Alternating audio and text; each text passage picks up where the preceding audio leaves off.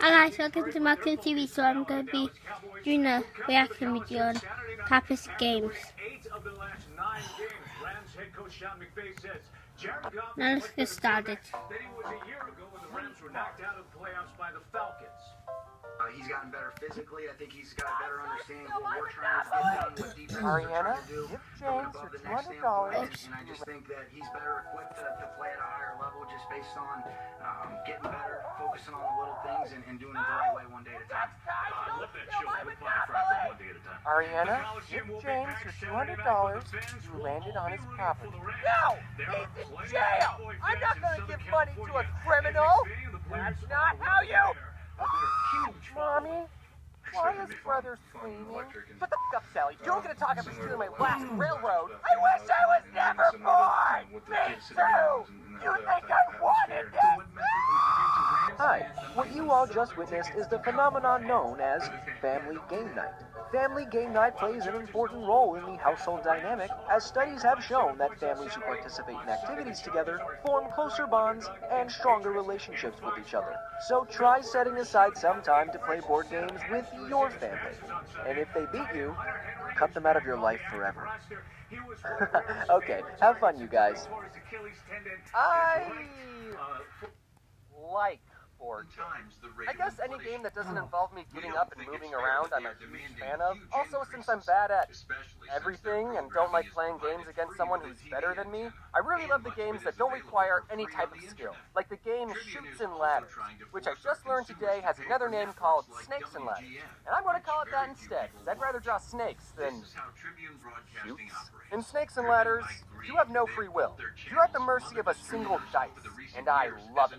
While I was looking up walkthroughs for Snakes and Ladders, I quickly learned that this game was made for preschoolers, which is probably why it's so simple. Or how about the game Sorry, which is the most unapologetic game I've ever played.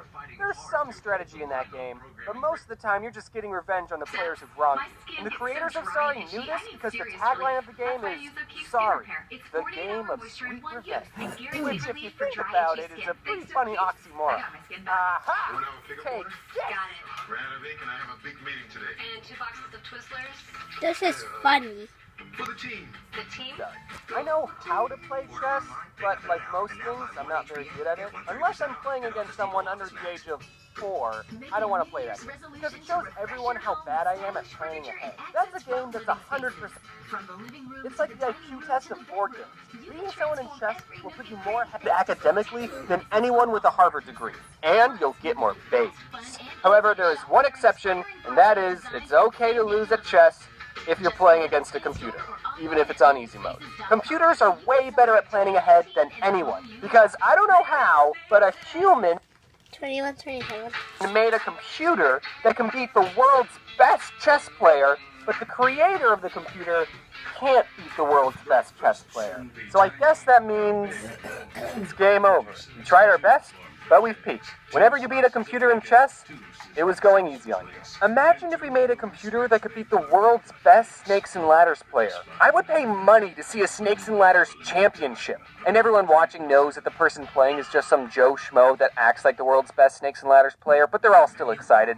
And there's real snakes that you get to slide down? That would be amazing! Sign me up. While we're on the topic of chess, I want to tell you about this cool sport I discovered called chess boxing. This is an actual competitive sport where 2 players play chess for 3 minutes, then box each other for 3 minutes. And they keep switching between chess and boxing until someone either gets a checkmate, they run out of time playing chess, or they KO the other player. I love this sport because it combines 2 polar opposite games, and it's something that anyone can play. Brains over brawn?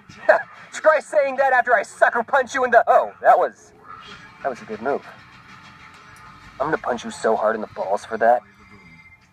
To me, to a chess boxing match, I will gladly take you to the ring, and we can charge people $12 just to watch. And we can have it in a draw. You know, so that way, you won't look bad in front of your fans. So Battleship, that's another board game, and it also got a big Hollywood movie based off of it. I haven't seen it, but I hope there's a scene where the captain of the ship goes, "Men, fire at D6?" And then there's an explosion in the distance, and then Rihanna, who is actually in that movie, says, "Sir, the alien sent a message. It says, So I myth." guess Sophie! Sophie! Say that to the audience. Say a good dog. Anyway, Princess, you're still in the blog. Okay, this is gonna be a little bit easy. Yes. And the captain goes, Someone write that down so we don't forget. And then there would be an explosion at the back of their ship, and alarms start going off, and everyone on board starts freaking out except for the captain. And he goes, Rihanna, send the aliens a message. Tell them... Hit. Also, ask them if they think the situation would make a good board game. And if that scene is not in the movie, I hate it. Did anyone else collect a bunch of Pokemon cards but never knew how to play the game? I don't think I met a single person who actually knew how to play the card game. Which was weird, because in my school, the card game was just as popular as the video games. Kids would always show off their collection of cards and binders, and everyone always wanted the highly coveted shiny Charizard card. You know which one I'm talking about. You know which one I'm talking about. You know which one I'm talking about.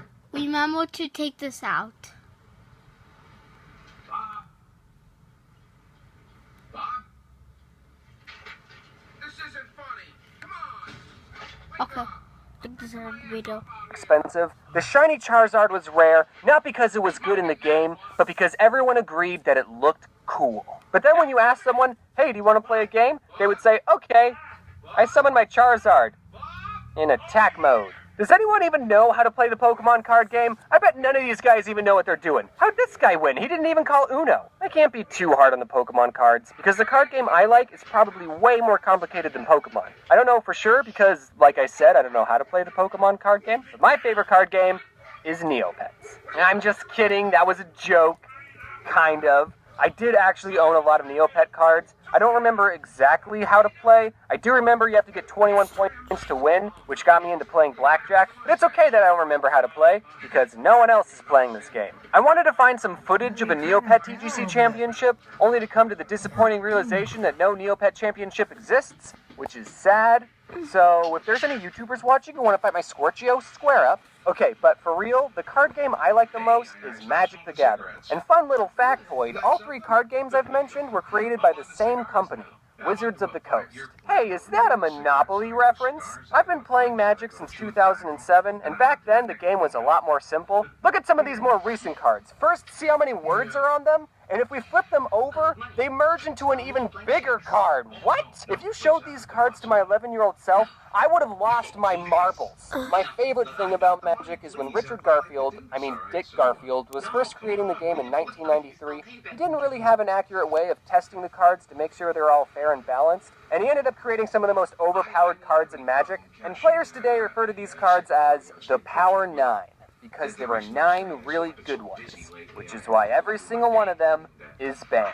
Now, don't get me wrong, the Power 9 are good cards, but none of them are like, you win the game good. Take this one, for example, Ancestral Recall. All it says is, draw 3 cards, or force opponent to draw 3 cards. Which is stupid that they added that last part. Why would you ever give your opponent 3 more cards to beat you with? Now, I know what you're thinking. Wait, a slightly better Pot of Greed, which is a card that allows me to draw 2 new cards from my deck and place them into my hand, is one of the top 9 most powerful Magic cards? Yeah, Pot of Greed is banned too. Games play such an important role in childhood, and here's what they all teach us. In Magic, if you're really good at what you do, no one will invite you to their tournament. Monopoly, white-collar crime is okay. Battleship, just guess and check. Snakes and ladders, if you see a ladder, climb it immediately. And no one cares about me. Now, if you excuse me, I have to show this prison guard my coupon I have that lets me get out of jail anytime I like. And when all is said and done, I thought to myself, what can I do to help strengthen this weekly tradition? Ensuring I can learn Monopoly hat. Because it's superficial, and this whole place will fall apart without me. Order one. Look, blood clots can be aggravating, particularly if they're Edition of Family Game Night. So I decided to create my own game based off one of the most scarring events of my childhood. Many of you might recall the traumatic experience my sister and I had with Harry the Moth, and to help me cope, I decided to immortalize this memory by turning it into a card game. Introducing Can't Catch Harry. I let my Twitter followers decide on a name, and they went with this one, so good job, guys. Here's a sneak peek of some of the cards. I spent a lot of time working on this game. from Tokyo General, whose brains are nestled in his derriere. game, and I know you're going to like it. We got a lot of recognizable characters like Mr. Poe, Mom, Satan, and Sandwich Artist. We're launching the game on Kickstarter today, so check out the link in the description to get yourself a copy. We have different reward tiers like holographic cards, golden figurines, and even a custom-made card if you're into that. The reward tiers are only going to be available for 30 days, and given my upload schedule, I don't know if I'll be able to tell you that again, so I'll post updates on my Twitter and Instagram. That's right, I got an Instagram. I'm trying to tell you that to follow me on Instagram. Thanks for watching, and that's how we're going to segue into the end card. Also, should I mention the streamies? Should I say, hey man, I'm at the stream, or not at the stream, I got nominated for streaming. They didn't ask. They didn't say, hey, do you want to have to go to this award show? They just emailed me and said, guess what, we nominated you. And I'm just like, I didn't ask for this. So, yeah, that's a thing that happened. I'm probably going to get 0 videos out before then. Actually, I have to get a Halloween one out. Maybe I can get a Halloween video out before the streamies. We'll see. But, I don't show my face off. What am I doing? Have you ever played 52 card pick 'em up? Have you ever done that? Now, pick 'em up. No.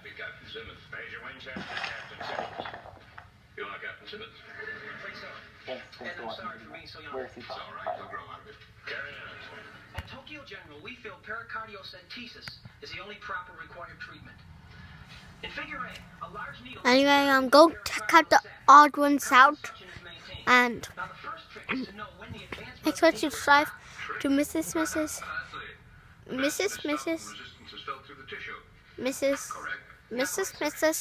Hayes Me a Call From Me. Bye!